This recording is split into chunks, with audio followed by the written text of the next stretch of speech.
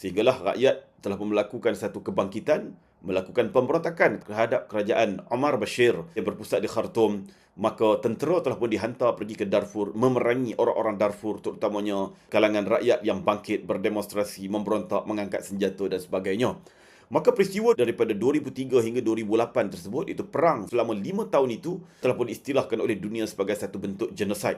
Pada awalnya, tentera Sudan tidak berjaya untuk menewaskan kebangkitan pemberontak-pemberontak ataupun pejuang-pejuang Darfur ini disebabkan ketidakupayaan mereka untuk menguasai masyarakat lokal dan kedudukan geografinya yang berbeza dengan Sudan Utara.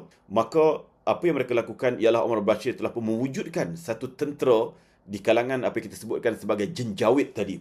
Iaitu kalangan Arab-Arab Badawi yang berada di sekitar Darfur itu, mereka telah pun diberikan senjata dan menjadi militia-militia yang melakukan serangan terhadap pemberontak-pemberontak ataupun pejuang-pejuang Darfur. Maka militia inilah yang dibincangkan pada hari ini yang kemudian menjadi RSF, Rapid Forces of Sudan. Jadi tentera RFS ini ataupun pada awalnya disebut sebagai jenjawid itu, sebenarnya ianya bukan sekadar dimulakan oleh Omar al-Bashir.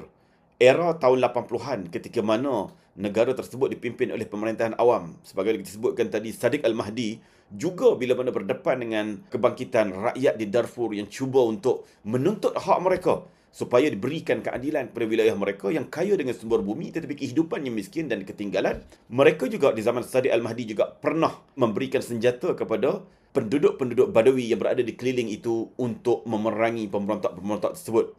Tetapi ianya menjadi lebih serius pada era Omar al-Bashir, bila mana 2003 sehingga 2008 itu kumpulan jenjawid tadi yang sebagaimana hari ini dipimpin oleh Muhammad Hamdan Dagalo ataupun dikenali sebagai Hamiti, ia telah memulakan satu tindakan yang kejam yang sehingga menyebabkan sebanyak 300,000 orang penduduk-penduduk Darfur telah pun dibunuh oleh mereka. Dan peristiwa ini disebut sebagai genosid di Darfur yang menyebabkan berjuta-juta penduduk hilang tempat tinggal dan berlakunya kebuluran dan sebagainya.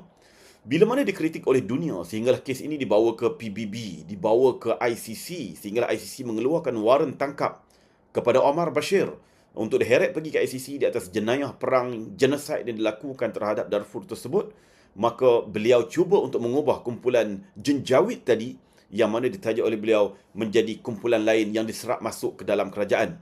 Ia kebetulan berlaku dalam suasana kita sebutkan tadi, iaitu pada tahun 2011. Merdekanya Sudan Selatan menyebabkan hilangnya 75% daripada sumber hasil bumi ataupun sumber ekonomi kepada Sudan, menyebabkan kerajaan Omar Bashir berdepan dengan ketidakstabilan.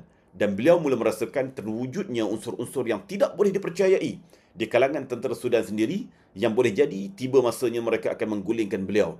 Maka disebabkan hubungan yang erat beliau berikan kepada kumpulan jenjawid yang bangkit melawan penduduk-penduduk Darfur daripada tahun 2003 hingga 2008 itu, dengan senjata yang diberikan kepada mereka, lesen untuk melakukan lombong terhadap lombong-lombong emas diberikan kepada kumpulan-kumpulan jenjawid ini. Maka pada tahun 2013, RSA atau jenjawid ini telah pun diserap masuk ke dalam kerajaan menjadi kumpulan paramiliteri, itu para tentera, sebagai satu unit tindak khas ala-ala UTK, ala-ala komando khas kepada kerajaan dengan nama RSF.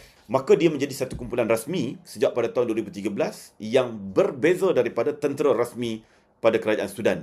Pada pandangan Omar Bashir, RSF ini akan menjadi tentera yang setia kepada beliau, yang mampu mempertahankan beliau sekiranya berlakunya pemberontakan. Itulah sejarahnya, tuan-tuan.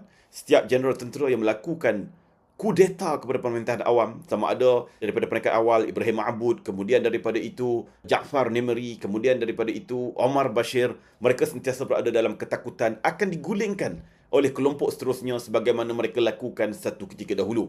Maka RSF telah pun diberikan tempat yang begitu istimewa di bawah pemerintahan Omar Bashir, dan dalam tempoh tersebut juga mereka telah pun dilibatkan untuk menjadi tentera upahan di luar negara. Bila mana peperangan meletus di antara Saudi, UAE dan coalition mereka dengan Yaman, yang ketika itu pada tahun 2015, kumpulan Houthi di Yaman telah pun menawan ibu negara Sana'a, maka Saudi membentuk satu coalition bersama dengan UAE, Qatar dan lain-lain. Walaupun berikutnya Qatar telah pun keluar, tinggal Saudi dan UAE untuk memerangi pemerintah Yaman yang daripada kelompok Houthi tersebut.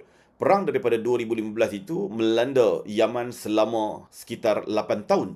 Dan dalam tempoh itu untuk tentera darat, infanteri, maka digunakan kelompok RSF daripada Sudan ini sebagai tentera upahan untuk berperang dengan penduduk Yaman. Walaupun katanya peperangan ini di antara mereka dengan kumpulan Houthi, tetapi ternyata yang terbunuh jumlahnya juga adalah ratusan ribu, sama ada terbunuh dalam peperangan ataupun terbunuh akibat daripada kebuluran di Yaman tersebut, bukan sekadar kelompok Houthi tetapi juga orang-orang awam pelbagai mazhab dan juga agama. Itu yang perlu sama-sama kita fahami dalam konflik tersebut.